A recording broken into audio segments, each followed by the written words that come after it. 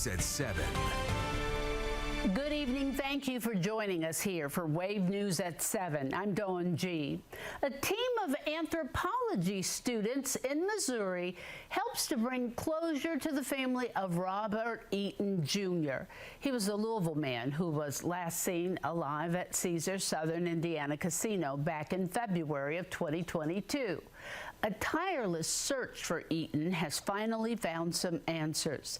He has been positively identified after his remains washed up in New Madrid County, Missouri in June 2022. Wave News reporter Alina Noakes has more on how a search that could have taken years ended up on the fast track in a university classroom.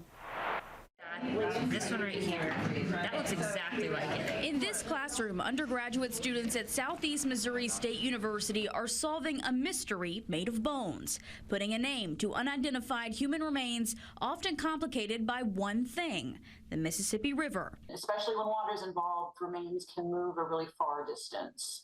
And that geographic distance sometimes makes it hard to connect unidentified remains to specific missing persons cases. That was the case for Robert Eaton, Jr. He went missing in February 2022 from Caesars Southern Indiana Casino. His family searched everywhere, but they didn't know he'd end up here in New Madrid County, Missouri. His body showed no signs of trauma, but he couldn't be identified. That is until these students joined the case.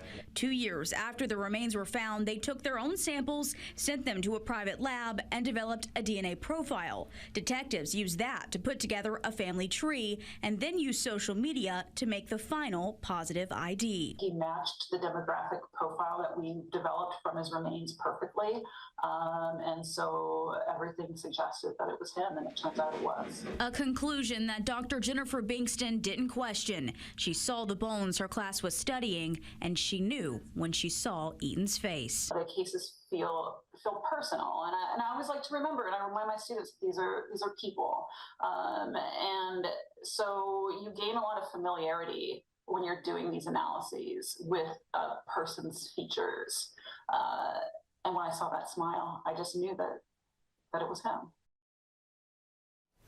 That's Alina Noakes reporting. Eaton's case now marks the 9th her class has helped solve, thanks in part to investments by Missouri's legislature into advanced DNA technology. And it won't be their last. Her class has already been brought on for another case in New Madrid.